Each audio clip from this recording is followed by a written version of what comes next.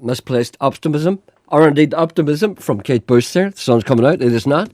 That's cloud busting. Do you know why I played that? I played that because I think that people deserved a little treat.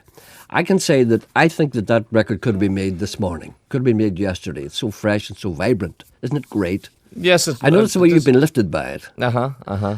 Have you seen the new book that Jedward has out? No. No. It's a series of photographs. Have a listen to this. It's a series of photographs of the two lads dressed in nothing but black underpants and black shoes and black socks. Now, I have seen a couple of the photographs, and I have to tell you, there is nothing as horrible, I think. I haven't seen anything as horrible as that for a long time. Did you ever hear of the Happy Hooker?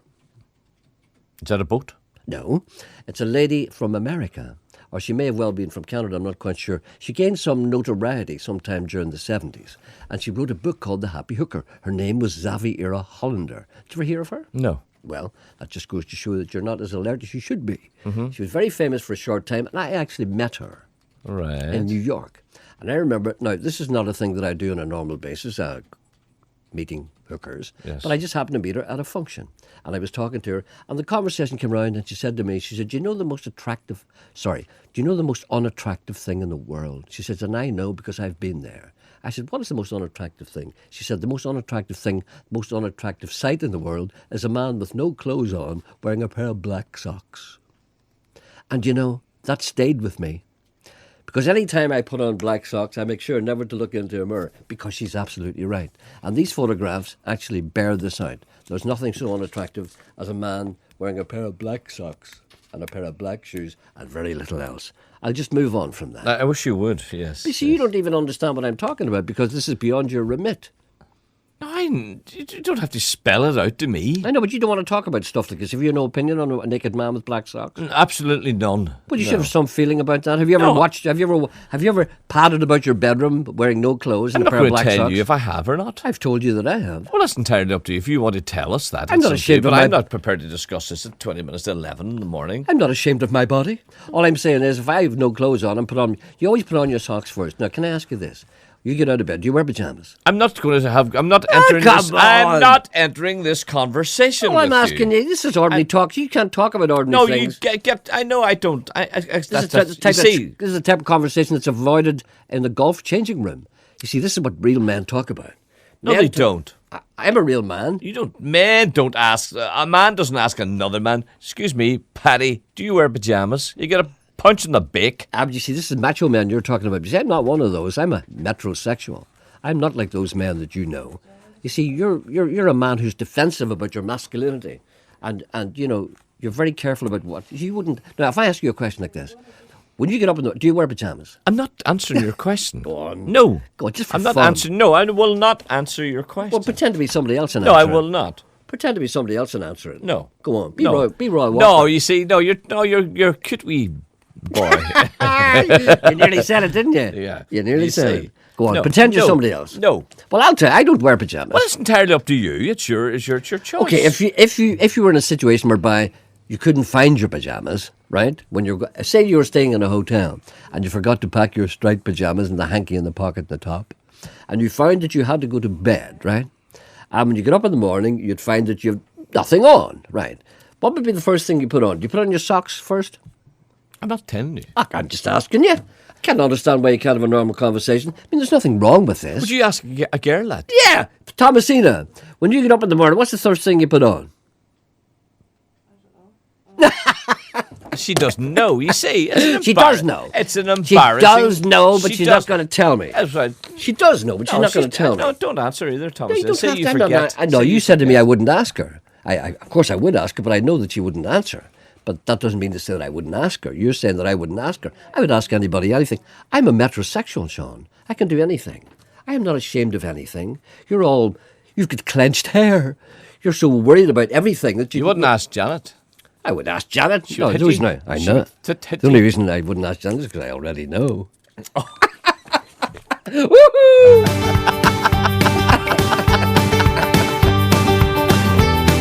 You're no fun today again. Do you notice that Seamus Heaney was name-checked during that song? Did you hear that? I didn't. I was talking to Thomasina. Will you? Yes. Were you saying how horrible I am to ask you embarrassing questions? Yes. That's not what you're talking about. You always talk about me during the records, but I'm never a part of it. It says Earthbound, Tom Waits, Aretha Franklin, Mary Carr. Earthbound, Walter Cronkite, Seamus Heaney, Ringo Starr. There you are, you see. When was the last time you heard Seamus Heaney in the same sentence as Ringo Starr? A lady writes to me and she said, you mentioned a lady called Xavier Honda, who indeed was called the Happy Hooker. She was Dutch, born in the Dutch East Indies, now Indonesia. I was aware of that, but she moved to the United States of America and Canada, didn't she, and stayed there for a very long time. So there we are. You're not curious about her at all. Many another person would say, what did she do? What was she like? What was she? I don't. You see, you're not interested. No. Well, you see, Her title is enough for me. I've met some very interesting women in the course of my life. Do you want to hear about Mama Thornton? If it's clean, if it's all right, Of course it's all right. Yeah. Mama Thornton. Who's Mama Thornton? Tell me. Mama Thornton had the first recording of Heartbreak Hotel. Oh, Horndog, sorry. You ain't nothing but a hound dog. I think she may... No, she didn't write it. Or maybe she wrote it. I'm not quite sure. And I remember sitting talking to her in a hotel. And she was the lady who first recorded Hound Dog. That's not very interesting. It is very interesting indeed, because it was the first big hit of Elvis Presley. And he copied the song of her. And what? And she made no money from it at all, apparently. But you see, these are the type of things that you're not interested in. These are the things that I talk to other people about. But you see, I can't engage with you about these things. You won't even tell me if you put your socks on in the morning first. I met Meg Richardson. Out of Crossroads. What was she like? She was a nice lady. Was she? Yeah. You know what I mean? What did she say to you? I made her a tea. You know that. I know, but I like to hear it again. I want to hear this again. No. Go on. No. Meg Richardson. She was the maitre d', or what do you call her? The major domo. What would you call her? The maitre, the mistress? The owner? The owner. The owner of Crossroads Motel. You see, we're going back a bit now, aren't we? Yes, slightly. When did Crossroads... You see, Crossroads was basically Hollyoaks for the brain dead, wasn't it really? And do you remember when people used to crash into the wall just to shake? Remember the scenery used to shake? It was set in Birmingham, wasn't it? In the Crossroads Motel. Yeah. And all these kinds of shady characters were in and out. And Meg Richardson, I never liked her. Did you not? She was the lady who, she owned it. She was the boss. And you met her. Yeah. Where did you meet her? In Birmingham? What was her name? Meg Ryan. No. I don't know. Noel Gordon. Noel Gordon. Noel, She in drag, was she? Noel Gordon. Noel Gordon. Yes. A lady called Doris, who seems to know a bit about these things, she's from Dungannon, but that maybe would explain some of it. She said white socks are worse. Yeah. I don't think that's true, actually. The worst socks that a man can wear when he decides to wear no other clothing are black. Now, grey might be, 50 Shades of Grey. So what did Meg Richardson say to you? Well, I met her every day. Well, why did you meet her every day? How come you met her every day? I made her tea. Well, were you working somewhere were you working in the TV studio? This is a tired old story. It's not a tired old story. It is. You've never told it to me properly. I did so. Don't shout at me. I did. Don't raise your voice to me. There's no need for it. I told you. But you were, where was the TV series made? It was made in Birmingham. And Birmingham, no particular studio, just made in the street, was it? They rehearsed. Where did they in rehearse? In the same building as we worked. What building was that? Do you have to drag everything out of you? What building was that? I'm sure it was in Bradford Street, Bradford House. Bradford House. Bradford Were House. there rehearsal rooms there? Yes. And they rehearsed there. They didn't have time to rehearse. They were on every night. Uh-huh. Did they run 3 weeks ahead? I don't know. I'm never not asked? sure, no. Well, most soaps run about 3 weeks ahead. Yeah. They have to, you see, for the benefit of sure. continuity. But we worked in a nightclub, Yes. which is in the same building. Uh-huh. And they rehearsed beside it. Mm-hmm. And therefore, we met every day. They were in and out of our place, and we were in and out of their rehearsal rooms, and we were walking through them. And when we made tea, they come into us and said, "He's brewing up yet, lads." All from Liverpool then? You see? Yeah. And they would come in and have their tea with us. Yeah. And it was just a cup of tea, and they would have a wee smoke, and they would chat, and they kept very much to themselves, but we just made them their tea. Mm-hmm. And, and they chatted, and we talked about everything. You never asked them about the TV programme or anything, And then I ended up friendly with wee Roger Tong, wee Sandy. In the wheelchair? Yeah. He wasn't really in the wheelchair, He was, really. Are you serious? Yes. Is that a fact? No, Yes, seriously. at I the didn't end- know At that. the end he was, yes. At the end up? Yes. So in other words, he played the part of a gentleman who was in a wheelchair and eventually ended up in one. How sad is that? Is that right? What was his name? Roger. Roger Tong. I feel as if we're leaving the people behind. Yes, I know. As you move on, anybody under 40 has no idea what that was about. I've had some experience in that area myself. I met. Do you want to hear about people I met? Yeah. I met Wee Willie Dixon. Wee Willie Dixon. Not Wee Willie Harris. I met Wee Willie Dixon. Well, I met Wee Willie Harris. So we both met two Wee Willies. Yes. Wee Willie Dixon was a blues singer. You see, I remember I used to stay in this hotel in New York. I won't tell you the name of it. And it was the only people who stayed in were musicians and strippers. Mm-hmm. And all the black musicians used to stay there because it was very cheap. And they weren't making all that kind of an awful lot of money at the time. It was in the 70s, you know. At that particular time, do you remember what happened then? Black musicians weren't terribly respected in America. And it took bands like the Rolling Stones and the Beatles to reintroduce Americans to black musicians. So they didn't hardly make any money, and nobody cared about them much, you know. I remember I met Dizzy Gillespie as well. Mm-hmm. But anyway, all these... I met Paddy Gillespie. Paddy Gillespie from Strabane? Strabane, yeah. Well, he's dizzy another time. Anyway... all these black musicians, that's where I met Mama Thornton. They all stayed in this hotel, and I loved the hotel. I was so happy there. And every night at 1 o'clock, I used to play in this place, you see, and come back about 1 o'clock. And the first thing I did, we didn't do it during the week, but on a Friday night in particular, because everybody went back to the hotel and had a bit of a hoolie on a Friday night. I used to go back and you'd meet Willie Dixon. I think, what did he write? I'll check it out now in a minute. He wrote some very famous song. It may have been Hoochie Coochie Man, I'm not quite sure. I think he did write to I'm a Hoochie Coochie Man. Did you like that? Yeah, I loved it, yeah. Mama Thornton, ain't nothing but a hound dog. All these people. And you'd sit down and you'd talk to them. Mm-hmm. Dizzy Gillespie opened the door of a hotel for me. Right. And I had a chat to him. And I was talking to him about Charlie Parker.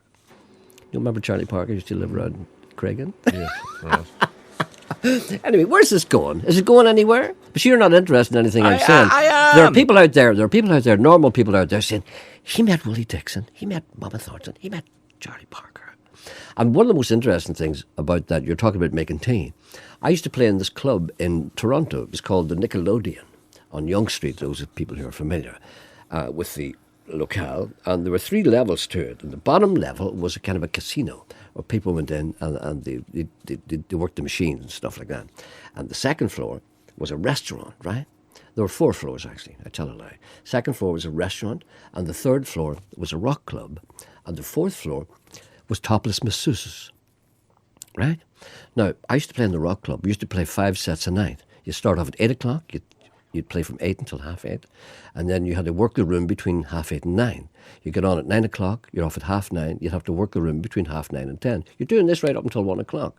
And now, when you're working the room, it means you get around to all the customers saying, hello, how are you? You having a good time? You wouldn't be very good at that. I was very bad at it. Yes, because all I wanted to do was drink, you see. Yes. And you can't start drinking at 8 o'clock because by 11 o'clock you're tubed, right? And you can't play or anything. So I used to try and avoid the people. So I realised I was sitting in the corner. First of all, I used to sit in the band room, like a fella who was kind of lonely. And then I would talk to the guys down the front, the bouncers and that kind of thing. I got fed up with all that. And then somebody says to me, why don't you go upstairs and have a cup of tea with the girls? And I went, what? So the girls upstairs. The girls upstairs were the topless masseuses. And they had a room, they had their tea. And I used to go in there. And after about a week, they were very suspicious of me at the start because you get a lot of guys sniffing about there. And I was up there and they realised I was in the band, so I became one of them. I should take off my shirt. Topless.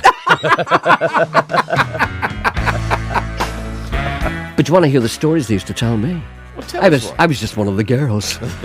I'll tell you somehow. I'll tell you one during this record, and you can judge whether it's suitable to be told. You know what's unusual about that? No. And I know you don't care about this, but I thought maybe perhaps I'd share this with you.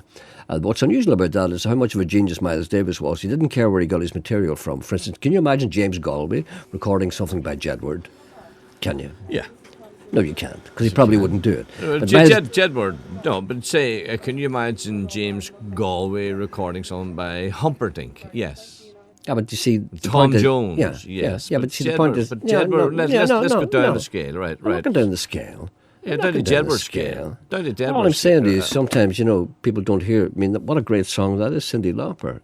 time after time. Yeah. Miles Davis heard that and he said that's something special, so we recorded it. Anyway, before that, you just want to get your own back. I don't. You do. What? With You, what? You just hate me today. No, I do not. Yes, you do, I can tell. You know, your What's that noise? That's your printer. What are you doing? I can't help it. Stop doing that. I have no control over that printer. Is it Thomasine that does that? No, I do it. Well, stop doing it. Why? Because I don't like the sound of it. It makes me nervous. You have to get the. It sounds like there's something coming around behind me. You know how I don't like that. Your nickname, which is known only to a few people.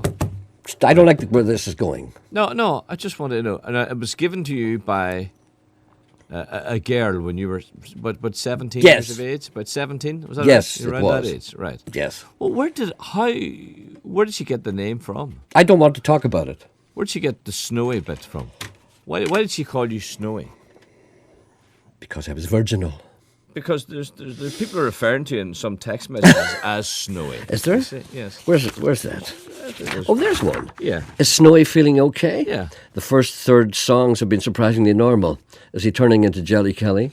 Jerry Kelly? No, I'm not turning. And there's worse things than being turned into Jerry Kelly, I have to say. I like Jerry Kelly. Jerry Kelly's a nice man. He's a very nice, big, caring man. Do you not think so? No. There's a call for you in one. Hello, good morning. Yes, hello? Hello? I think you've got the radio on. Could I ask you to turn it off if you don't mind? Because it You talking to me? Yes. Hang on. Okay. Who's that, Robert De Niro? How's that? I always knew you'd call this program eventually. Hello, good morning. Is that better? That's much better, yes. No, I'll tell you why I'm ringing you, Jerry. See that Rodney Crowell album, Fate's Right Hand? Yes. I've heard you playing 2 tracks of it now. Oh, it's fantastic, yeah. There's somebody at the door. Is No, you go ahead. Is it worth buying?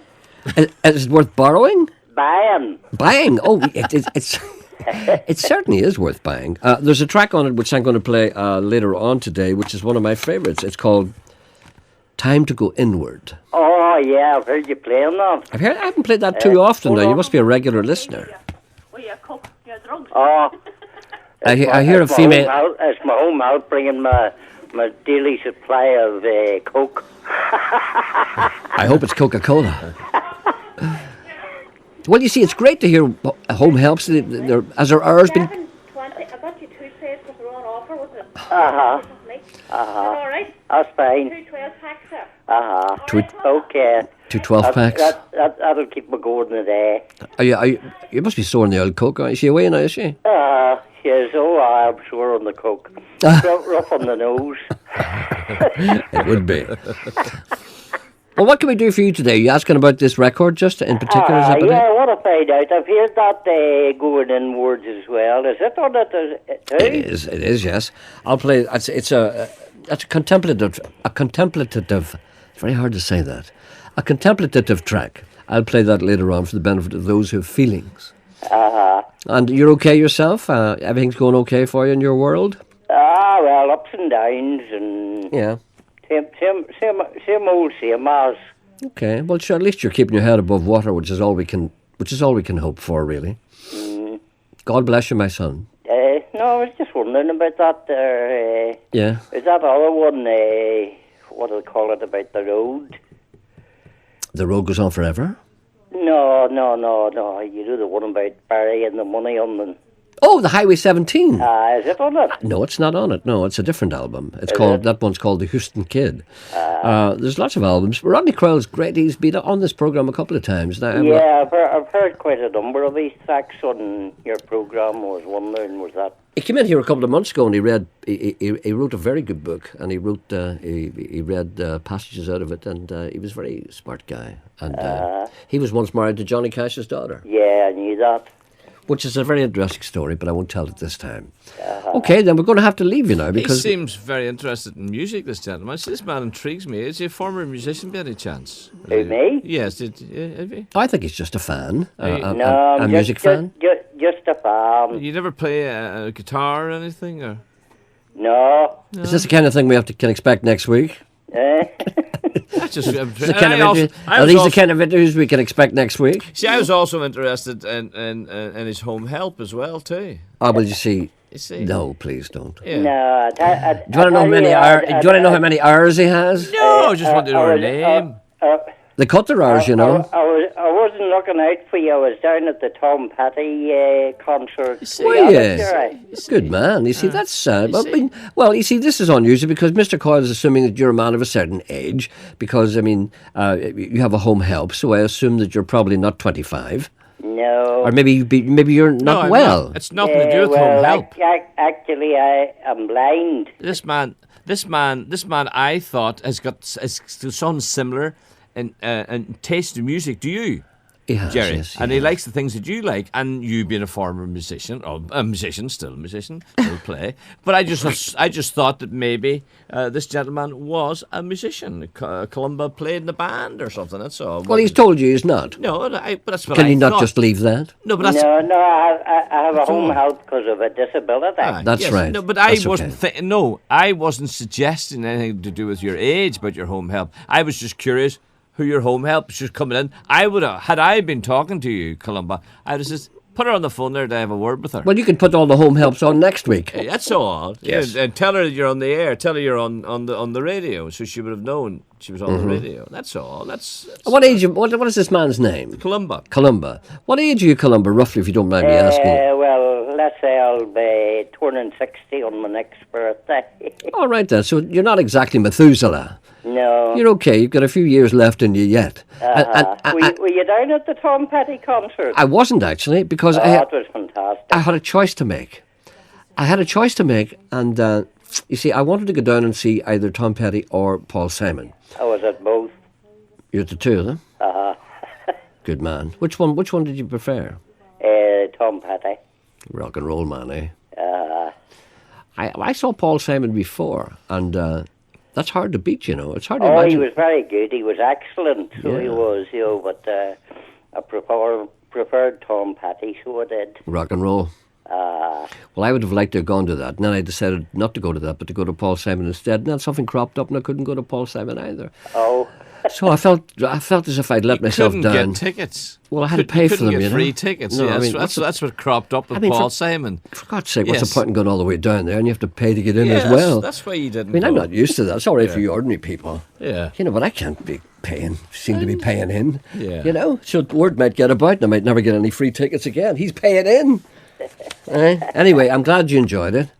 he's a very, very humble man, Tom Petty. I thought you were going to say I was. Very humble man. Did you Very think humble so? Man. He couldn't get over the reception he got. Yeah, but they say that everywhere. Good morning, Chicago. Good night, Dublin. Belfast. Sorry, good night, Belfast. hello, Sheffield. I was like, do you know, it's amazing. Sometimes people don't realise how these things are. You know, people don't realise, and I'm not, Columba, I'm not getting at you in any way. But a lot of people go to concerts and, you know, and the guy goes up and says, this is the best audience I've ever played in front of. I know, I have heard them. They say that everywhere. It's like, and they always try and manage it. Did he try a couple of words of Irish? No, he didn't. They always try that. Can't be the fault ya. So even the Queen does that.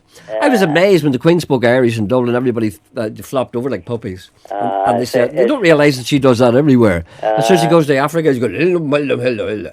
It's like Chris Christopherson coming out on the stage in the waterfront, and he says, after he sang the first few songs, he says, I must be in Ireland. Why did he say that, I wonder? Because nobody clapped? Why did he say that? He must be in Ireland because he wasn't sure where he was. I think because of the applause. Really? Well, anyway, listen, good man. Columba, at least you're hale and hearty and you're looking after yourself and you're getting about and you're going to concerts. It's more than a lot of people are doing. So you look after yourself and give us a ring anytime you feel like it. Okay, Gerry. All right, then. Right. Right, Columba, bye. Bye. Bye. I suppose you would have faults with the way I handled that.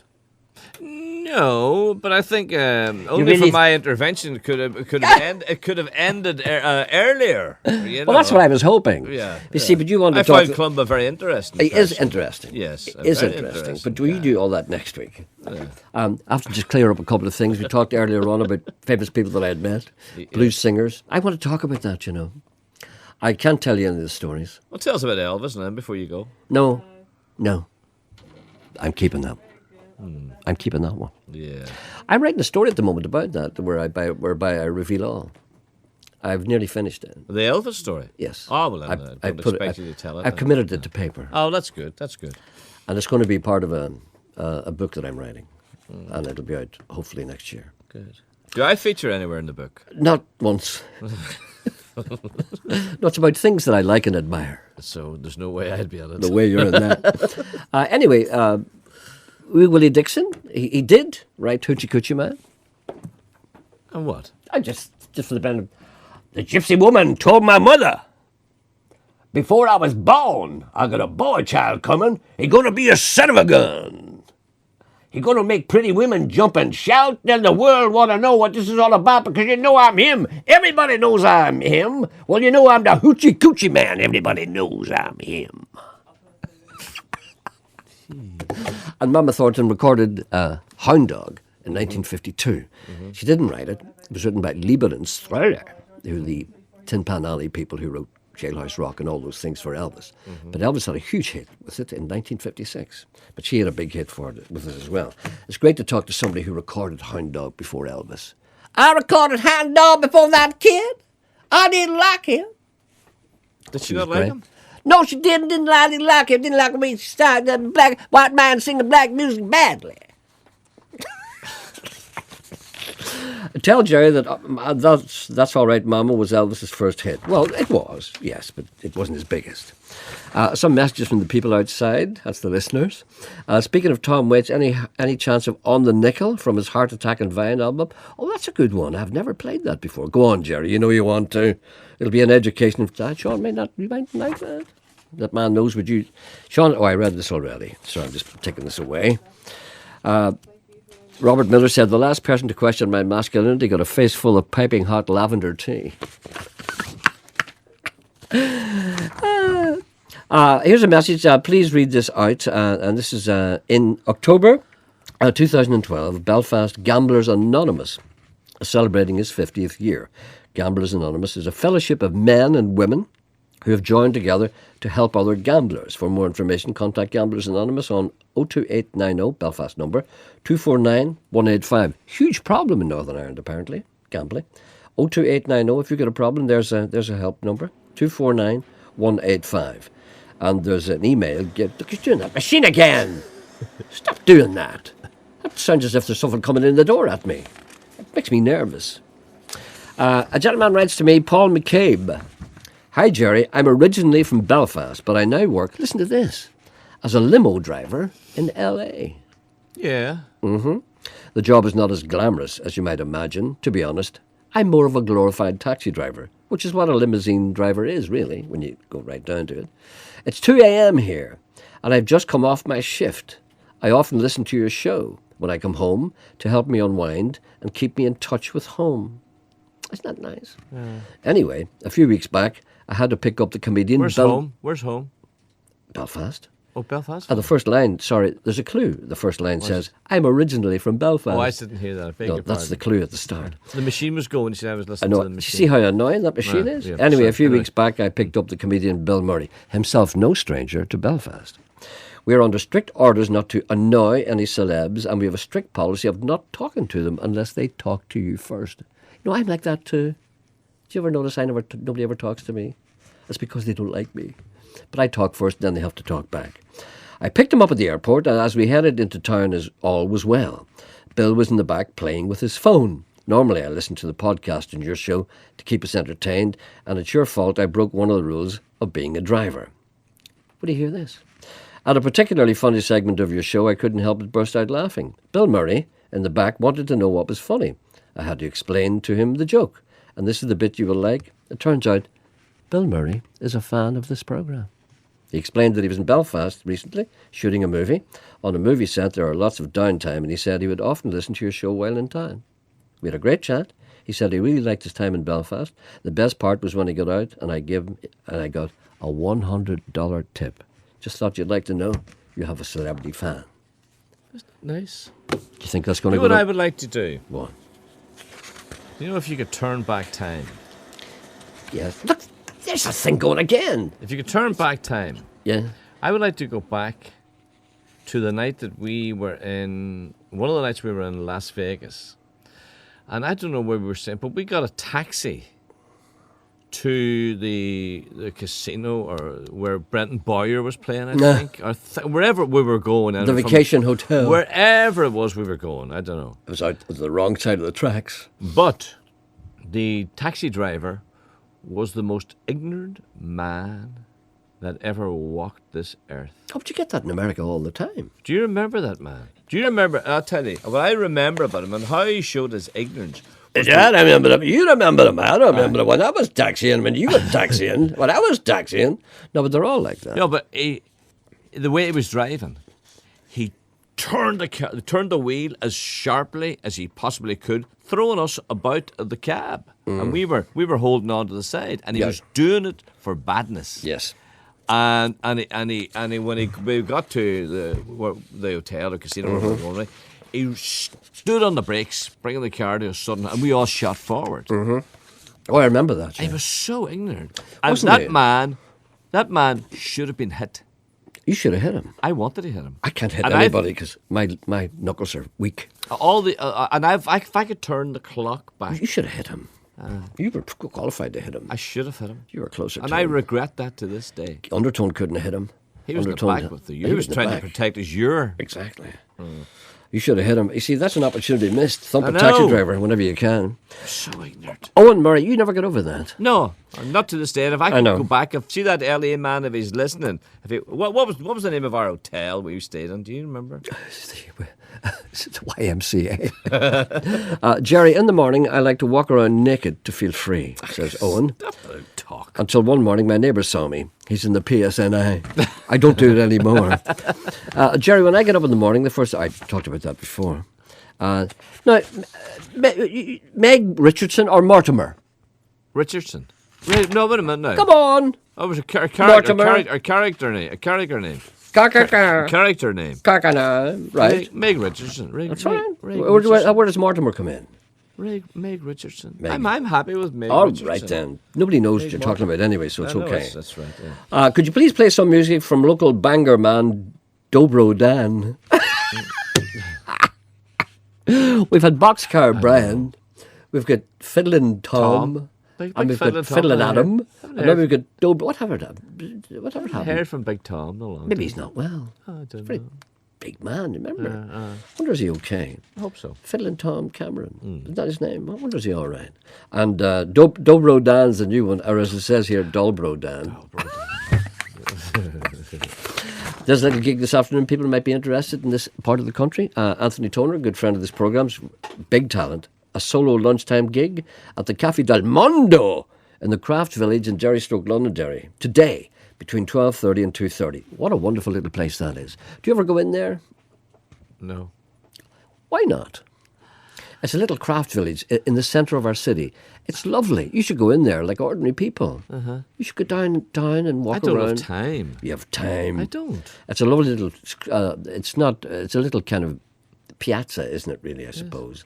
I was walking past it the other day. And you were tempted to go in. No, there's about 30 Americans coming out of it.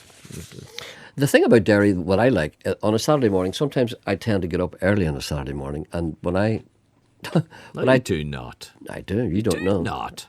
I do. Don't. You don't get up early. What's early? How do you know? All right. I'm Let's just about to define explain. Early. What's early? In Derry terms, early is 10 o'clock. Well, that's for Right. Saturday morning. And when you get Yes, up at 10 yeah. o'clock or 9:30, sometimes I go uptown, centre of town, because I have little things to do, bits of business, that kind of thing. It's nice And, then. yeah, but the only thing about it, around about 9:30, none of the shops are open, and the only thing, it's all Americans standing around wondering where everybody is. Because they're all up since 6. There's a different lifestyle going on there. I think we should... The shops don't open early enough in Derry. No, because the Americans are up since 6. They've had their breakfast at 6, and they're like, hey, Martha, where can we get a cup of coffee? How, is this Sunday? See, you try to turn the machine off. You went over to hit the machine because it made a noise and you were caught in the wrong end of the studio. I hate when the record's stop and you're not here. I hate that. There's a because man for you. People think you're not paying attention to what you're supposed to be doing, which is entirely true. No, but sometimes you have to get off your seat, and go and get stuff. And sometimes the record stops when you're away, but sure, we understand that. Oh, I'm breathless now. How do almost. you? I ran back. Hello, good morning. Good morning. How are you today? Douglas Thornton. How are you today? Not so bad. Good. How are you yourself? I'm all right, a little breathless, Right. but that's just one of those things. I can't help it. Yeah. Yeah, Now, what I wanted to talk to you and your listeners, or tell you and your listeners about, years ago when I was a teenager, I remember when at the cinema, there was very few televisions at the time, and they come on the news. Do you remember the news used to come on in the cinema? Yes. Movie tone, I think they call it, Pathy News. or passing news. Yeah. Yes, yes, Now, it showed that the Olympic Games were on at the time. yes. Whatever year that was, I don't remember. Right. But they come a clip on that whatever meters they were running anyway, Uh-huh. and this Irish man come from behind, Yes. and he streaked up past them and got first and got a gold medal. Yes. His name was Ronnie Delaney. Ronnie Delaney, yes. Do you remember Ronnie Delaney? Yes, You do? I do. Right. Well, Ronnie Delaney won a gold, That's right. and I thought, I'd never, it's always in the back of my mind. Yeah. He, Great achievement. pardon? Great achievement. It was a good achievement. Now. All right then. That time, it was a long time ago. That's right, yeah. We hardly see that again, these Olympic Games. Pardon? We'll hardly see that again, these Olympic Games. No. Right. Okay then. Listen, thank you very much. Thank you, Jerry. Thank you. Bye. No. Great call, Sean. Thanks. There's a call on too. Are you sure? There's a call on too, yes. You're really. No. Hello. Good morning. Hello, hi, Gerry. Yes. Are you all right? I'm all right, thanks. How are you today? Good man, you're looking well. Thank you. I'm Fiddling Tom. Oh, is it Fiddling Tom? I'm the very boy, Gerry. Is that Tom Cameron? The very man. Oh, for God's sake, we were just talking about you. I heard that, aye. And we haven't heard from you for a long time. Oh, I'm still knocking about yet, Gerry. Are you still battering away? Still battering away. Have you made any records recently, or you haven't bothered? Gerry, funny enough, I have a new single out from an album. It's not finished yet, but I'm finishing an album for release at the All right. Castle Fair. You'll have to send that on to us. Oh, well, I'll send you a copy of it, well, surely. Can I ask you a personal question? Yes, sir. What weight are you now? Gerry, I'm down. You're down? Oh, I'm way down. What are you now? I'm only 26. Only 26 stone. That's a great loss. It's a big loss, isn't it? Soon, your ambition is to be as big as Nolan. Yes, I am. I'm trying hard. All right, then. Well, it's good to hear from you. What have you been doing recently? Well, I'm still knocking about, Gerry. I'm not doing as much as I was like, but I'm crippled with arthritis. But apart from that, I'm fine. All right, then. Okay, You know- well, good to hear from you. Well, I listen to you now and again there, and I hear Sean Wise. I actually saw you. I saw you one day, and I was past you before I realised I went through Muff. Yes. I was going through Muff, and you were walking up the street. Oh, yeah, you often walk around there, yes. Yeah. Yes. No, you were. And I said to myself, that was Gerry Anderson. I should have stopped. You should have Then done. I says, he would probably, I thought I was going to rob him or something. No, I don't bring money out in case that happens. No, I know. All right, then, Tom, give us a shout again and let me know what your album is. Gerry, I'll do that. Thank you. And I appreciate you talking to me. Thank you very much, sir. Not at all. Right, Good thank luck, you boy. very Bye. Thanks, Gerry. Bye. Gripping calls today, Sean. Thanks. Big man. Quick question, Gerry. Is metrosexual an Indian word?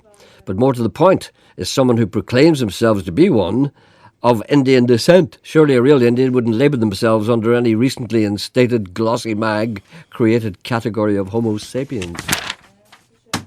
See, any other man would have said to Douglas, when you're talking to Douglas about Ronnie Delaney, do you remember the year? Do you remember Ronnie Delaney? No, you see, all you need, like when you're out fishing, Gerry, all you need is a little nibble. and then you play around with the trout, and you eventually get that fish out of the water. It's all got to do with the angler, how he gets the fish out. Let me of give the you a water. number. Let me give you a number.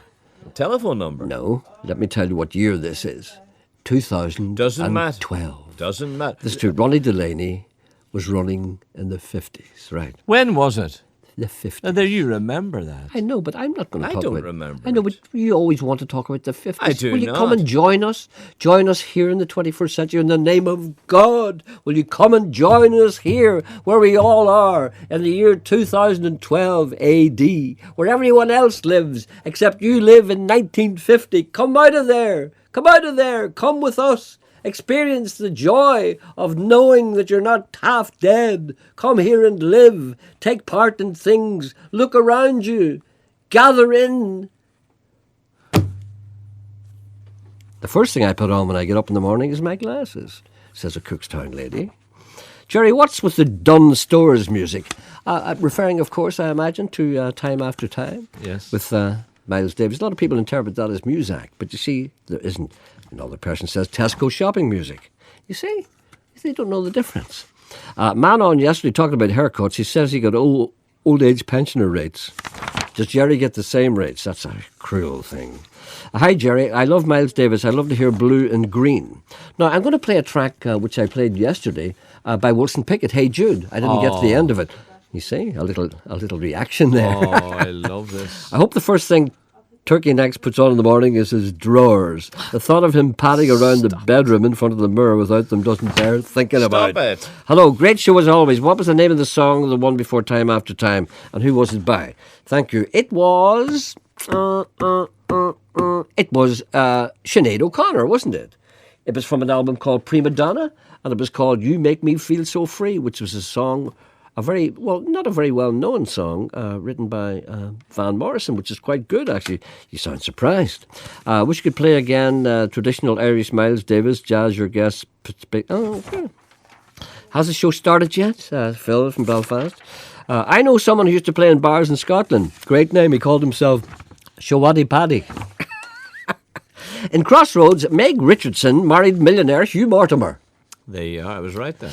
Meg Richardson married Hugh Mortimer. Can you please play that beautiful song, Times Are Going to Change, by James Nangle from Mrs. Cameron? That's the young lad from Derry, Stoke, Londonderry. Yes, I will play that, but I haven't got it today. I'll play it tomorrow if I remember. Will you remind me, Sean?